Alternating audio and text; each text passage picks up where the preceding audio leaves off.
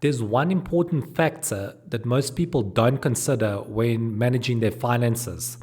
And I actually think it's a make or break. So I'm going to tell you what it is.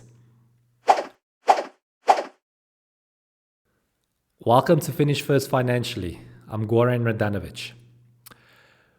When we talk about financial tips for this year compared to last year, how have the strategies changed to improving your finances? And the truth is, they haven't.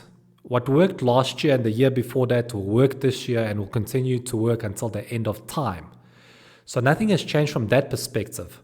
But what I've noticed is that many people are not considering one important factor in their calculation to improving their finances, and that is risk. If you look at the statistics that are out there, almost 60% of Americans are living paycheck to paycheck. And many of those families are 1 month away from living on the street if all of a sudden their income stops. So what those people, many of them, don't consider is, what if things don't keep going the way they are? What if they actually get worse?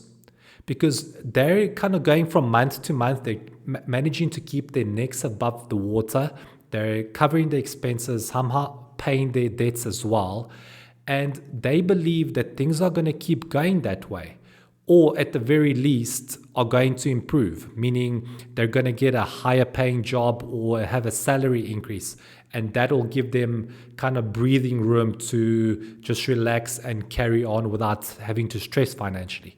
So they don't want to consider the worst case scenario because they're already financially stressed out. And now you're telling them to think about the worst possible outcome.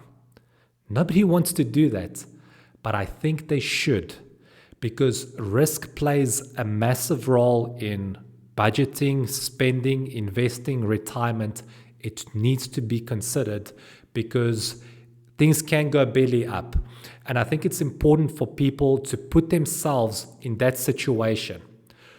What if my income was to stop? What if I lose my job? How will I feel? What will my life be like? How will my lifestyle change? These are important things to consider. For those of you who don't know, I used to be homeless. And when I was homeless, I was also $40,000 in debt. After being unemployed for months, I eventually found a low-paying job. It wasn't a good job. The salary was really bad. I didn't like the job, but I just took it because that was the first offer that came by and I needed to get out of a financial rut. So at the time, I wanted to reduce the risk of being homeless again almost to zero. The way I did it, before I went all in on debt, I wanted to have a safety net, a financial safety net. And the way I did that is by saving 6 months of essential expenses in a savings account. So I wanted to be certain that if I lost my income, I could cover it with this savings account for 6 months until I replaced my income. And essential expenses are your rental mortgage, utilities, and food. These 3 expenses are crucial for survival. Well, technically, you can survive while being homeless and without electricity, but I would not recommend that you explore that avenue. It is a tough spot to be in. I've been there and I wouldn't wish it on my worst enemy. So don't even think about that. And the way to avoid that scenario is by having savings for 6 months. So if you lose your job, you can just kind of have that backup until you replace your job. And if that was to happen to you, where you are laid off or for whatever reason you lose your job, you now need to make finding another job your priority. That is all that you are doing. You are out there talking to managers, talking to company owners, and you're going to accept any offer that comes along until you find your ideal position.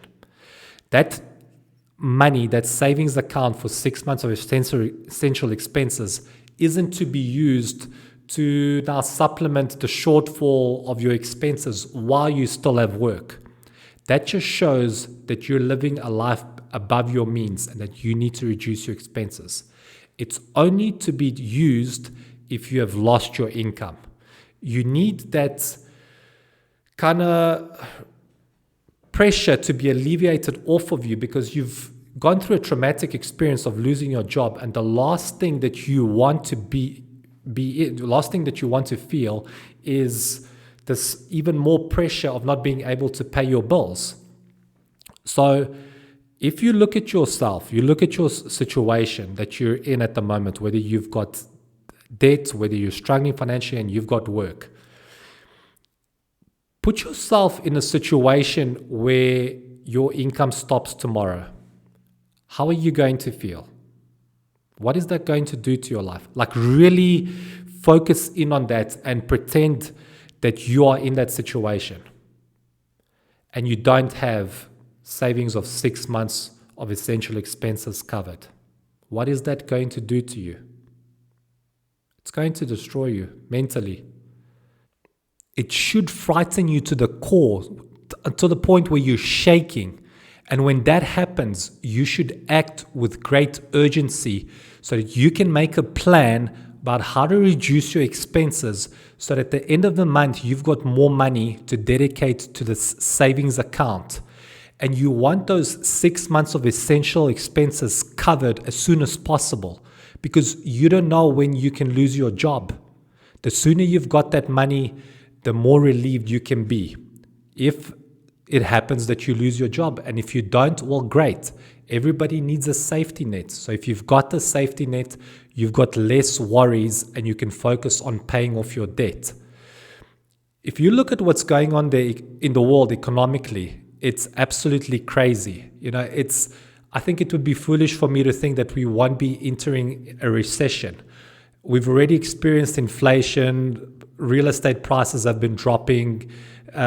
Prices at the gas pumps are completely out of control. So a recession could be on the cards. And if that happens and you've got debt and you've got no savings, and now all of a sudden you lose your job, can you imagine what a disaster of a life that's going to be? That is a really tough spot to be in. But on the other hand, a recession is a great time for people who are out of debt, who have savings, and want to add more to their investments. Because during a recession, stocks usually fall, the prices drop, real estate prices drop. All of these assets that investors want to own are at rock bottom prices. So they buy during recession because they've got the money to. And then as we go out of a recession, those investors who bought these assets at rock bottom prices are now starting to reap those benefits because the value is beginning to increase. While those people who lost their jobs during a recession and were in debt and didn't have any savings are now only starting to recover. Just think about the difference between those two positions in life.